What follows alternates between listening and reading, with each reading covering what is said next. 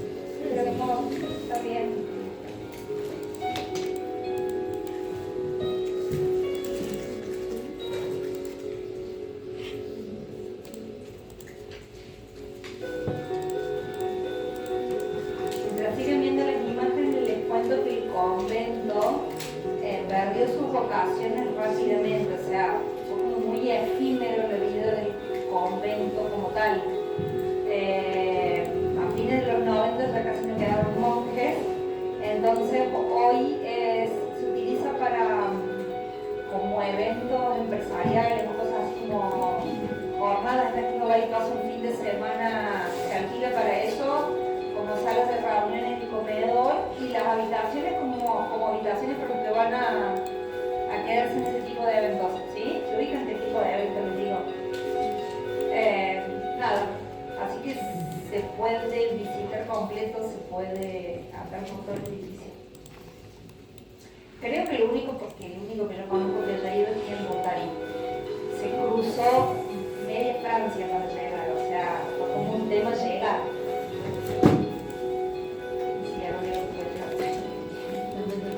No me sorprende para nada. Es más, se lo hizo para un cumpleaños de él, se lo regaló. Se lo regaló Eliana al viaje. Ese es el espacio de la capilla, ¿sí? Piensen que como son una comunidad de monjes, no estaba prevista tanto para que tuviera banquitos acá, por acá está el altar, sino que la disposición de los bancos es lateral.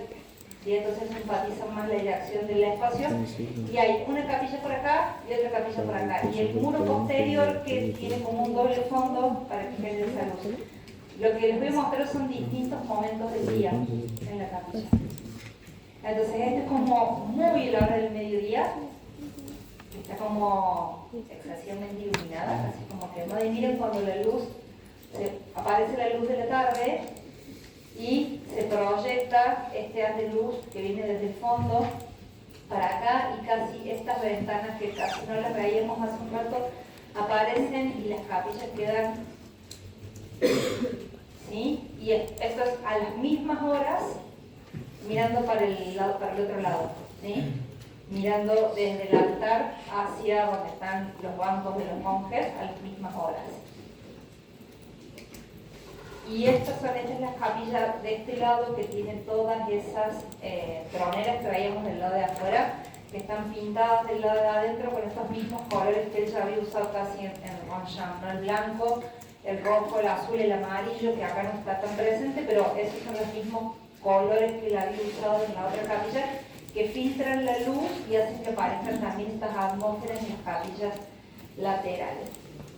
El comedor, tal cual lo usaban los monjes, ¿no? Que comían enfrentados en un refectorio, y cómo se usa ahora el comedor, digamos, con esta nueva utilidad que tiene el espacio. Cómo es la experiencia de las circulaciones, ¿no? De esas circulaciones en cruz que ustedes veían, no son pasillos, hay toda una búsqueda de un interés, de generar juegos de luces y sombras. Incluso el parasolado tiene un trabajo como de una especie casi de cribado en horizontal para ir generando también riqueza del juego de luces y sombras. Los pasillos que conectan todas las celdas con estas ventanas para ir a ¿vieron cuando veíamos a un tan previstas las ventanas con la altura del modulor? Que esto sea de la cabeza hasta la altura de los hombros, ¿no? En ese sector del modulor. Los monjes, el tiempo de que las celdas estaban ocupadas por los monjes, fíjense, no alcanza más que para una camita, un escritorito, y allá atrás está el balcóncito, y esto es ahora. Yo paso, les aviso. No me inviten a dormir porque me hagan un poco de bien, hasta ahí estaríamos con ese Le Corbusier particular. Como les muestro la ciudad de Le Corbusier, después si quiero hacer un cortecito chiquito, porque son 3 ciudades, entonces para que no perderlos. Les muestro lo de Le Corbusier, así hacemos como un cierre con Le Corbusier y después vamos cortando. A ver, los planteos que hizo Le Corbusier para la Carta de Atenas, en la realidad, ¿dónde se ejecutaron en ese tiempo? ¿Cómo?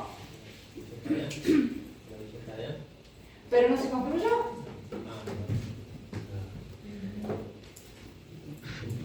Le Corbusier se pasó 40 años teorizando el problema urbano y nunca había podido decir, bueno, fundemos una ciudad con estos principios de la ciudad funcional.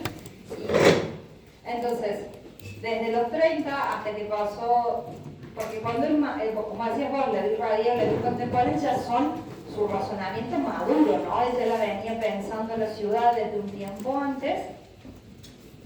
Entonces, van a esperar hasta mediados del siglo XX, hay que esperar casi 30 años para ver materializadas las ideas de la Carta de Atenas, digamos, las ideas del Siam efectivamente en una ciudad. Y van a ser 3 ciudades. Hay un artículo interesante, está colgado en un blog de urbanistas, que se llama así, la tríada de la ciudad funcional. Así se llama el artículo, ¿no? Y tiene este logo del artículo, y muestra o analiza Chandigarh, Brasilia, e Isla Mabat.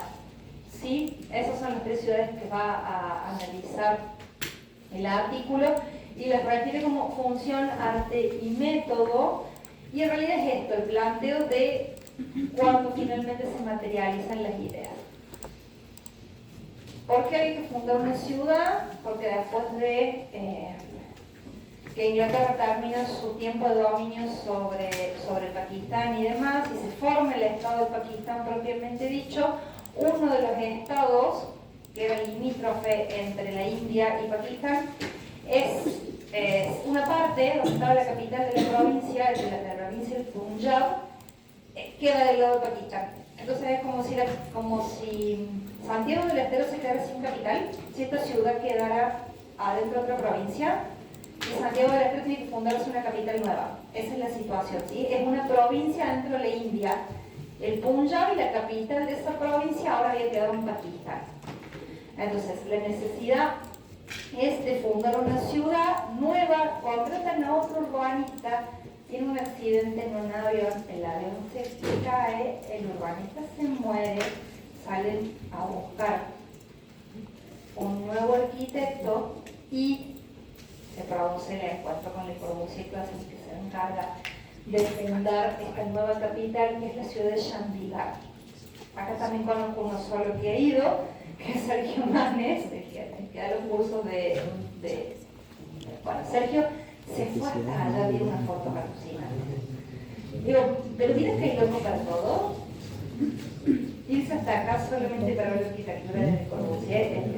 Bien, entonces ahí está un poco el mismo Le Corbusier. La ciudad no está en una planicie, pero eligen un lugar relativamente plano, donde empiezan unas colinas hacia la parte posterior de tratar de limitar la ciudad, y este es el planteo final de Le Corbusier, en el que sigue, ¿no? Acá está Le Corbusier con su propio planito, y la idea ahí del modular que sigue como parte central de todo el planteo que él va a hacer para la arquitectura propiamente dicha, para la ciudad. Va a tener, este es el plano que él tiene de alguna manera en la mano, el plan para la nueva capital de la provincia del Punjab, y lo va a dividir, y ahora viene a continuación después una estructurita de cómo se organiza, pero en esta les quiero mostrar particularmente las condiciones topográficas del lugar. Hay 2 cursos de agua, acá hay una parte más montañosa, más alta. Esta parte tiene una pendiente pero mucho más leve, que es donde se va a instalar la ciudad propiamente dicha. 2 cursos de agua relativamente importantes que le van a proveer de agua a la ciudad y demás. Y como condición, y se los aclaro porque después si no, no se va a entender cómo es que divide la funcionalidad de la ciudad, los vientos predominantes vienen de acá para allá. ¿Sí? De acá para allá. Entonces, ahí les voy a mostrar y demás, pero eso justifica que él decida, ¿se acuerdan? La ciudad industrial, de acá, la ciudad funcional, tiene claramente sectorizadas las funciones, ¿no? Entonces, este va a ser el sector industrial de la ciudad, que está acá, y va a tener que ver con que los vientos vienen así, entonces la contaminación no se vuelve a la ciudad, la contaminación es sacada de la ciudad por el aire, por el viento, ¿sí? Después plantea una serie de vías, que ahora se las explico. Este sector, que es el sector institucional o la cabeza de la ciudad, porque va a ser toda una analogía con la parte del cuerpo humano, ¿sí? Está obsesionado en este tiempo del modular con el cuerpo humano. Entonces, la cabeza, que es la parte superior, que él dice que va a ser el área del Capitolio, digamos, el Capitol Complex, que es donde van a estar todos los edificios administrativos, y los proyecta a todos él, el secretariado, la Corte Suprema, la Asamblea Legislativa y demás, en este sector, que es entonces el área, la cabeza es la parte de gobierno, ¿sí? Diferencia de alguna manera la parte de gobierno. En el corazón de la ciudad está, digamos, de alguna manera el centro comercial y lo que tiene que ver con el ocio y esas funciones. En este sector de la ciudad, que queda prácticamente separado allí, va a instalar todas las instituciones educativas, ¿sí? Vieron que hay como unas manchas verdes que van atravesando, cuando dice que son los pulmones y que por tanto tienen que estar como distribuidos a lo largo de toda la ciudad, porque tiene que asegurar la calidad del aire en la ciudad y demás. Entonces va generando estas manchas que tienen una forma más orgánica, ¿sí? y las va a ir distribuyendo de esa manera. El sistema circulatorio, que ahora se los explico en otra, y acá las vísceras, ¿no? Lo sucio, las tripas, las entrañas, están con una analogía de zona industrial, y es lo que yo les explicaba del viento, ¿no? Para que no volviera esa contaminación a la ciudad. ¿Cómo se organiza este despiole de las circulaciones? A través de, dice las 7B, este gráfico está por internet en todos lados, y la primera categoría, que es la B1, son las vías interurbanas, que son estas que están en rojo, así que son las que comunican a la ciudad de Chandigarh con otras ciudades. Las dos son los bulevares y las arterias principales, y también él dice que es como sistema circulatorio nuestro, de las personas que tenemos las venas principales, las venas y las arterias, y después tenemos una cantidad de venas secundarias hasta llegar a las venitas de esas capilares finitas. Él hace la misma analogía. Y de esa manera, cuando las 3 son las vías rápidas, las 4 son las comerciales, las 5 son las del barrio, hasta que llegan las peatonales. Entonces, de esa manera organiza el trazado, que va más allá, ¿no? Es como si acá tuvieran ampliado algunos de esos sectores mucho más grandes para ir viendo. Entonces así las va mezclando, así las va intercalando, y las va intercalando con estos sistemas verdes, que ven que traspasa de alguna manera los corazones de manzana en cada una de las manzanas, y este verde atraviesa las manzanas para asegurar la mejor calidad de aire de la ciudad. Estos son los edificios que él va a proyectar en este sector, ¿no? En lo que él llamaba la cabeza. El primer edificio es el edificio del secretariado, que de alguna manera sería la sede del Poder Ejecutivo, como si fuera la casa de gobierno de la provincia de Punjab, ¿sí? Tiene que ver con el Ejecutivo, justamente. ¿Qué encuentran de parecido con lo que conocimos hace un rato? El techo, dice él. La horizontalidad de la unidad de Marsella, este muro diferente, que era el que en el de Marsella marcaba las circulaciones verticales, también aparece por acá. Por supuesto que en el techo donde desarrolla esta cosa plástica tiene que ver con lo mismo, ¿no? Con salidas de circulaciones de conductos de aire, con los tanques de agua y demás, y es de nuevo donde aparece la plasticidad, que lo vemos por acá. Ya no necesita un techo accesible con la misma lógica, ¿no? Porque acá es un edificio administrativo y aparecen algunos elementos plásticos rompiendo de alguna manera la monotonía que plantea casi este Ville Soleil, este parasolado que tiene todo el edificio. La India a esta altura, en este lugar, es extremadamente calurosa. Entonces necesita acondicionar los espacios sí o sí con los parasolados, generándole profunda sombra, ¿sí?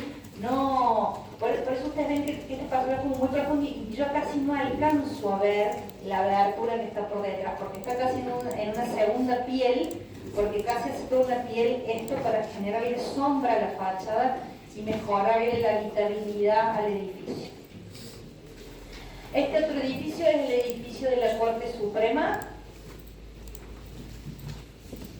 Este tiene un primo hermano en Córdoba, que no le hizo el Corbusier. El colegio Manuel Belgrano, después como se los muestre, van a ver el primo hermano que tiene este. donde él va a trabajar con un recurso que tiene más o menos la lógica del sombrero de la capilla de Ronchamp, ¿no? Un muro, una losa curva, que es la que, si bien está inscrita en un rectángulo, tiene esa curva, que es la que toma todo el edificio y le da sombra. Es simplemente un enorme techo que le da sombra al edificio, que está todo despegada. Ven que lo útil empieza de ahí para abajo.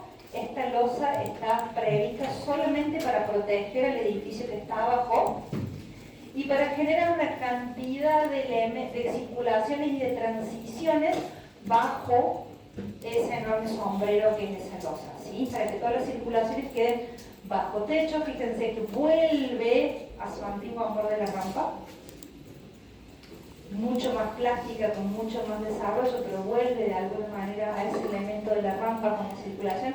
Esto es la búsqueda de la aclimatación, y después están los cuerpos de las oficinas de la Corte Suprema propiamente dichas. El hormigón visto, algunos puntos de color que en el edificio del secretariado no estaban, ¿no? Hasta un color manifiesto o expuesto del exterior. Y el otro edificio que completa lo que está allí en esa cabecera, que es este, que es la Asamblea Legislativa, donde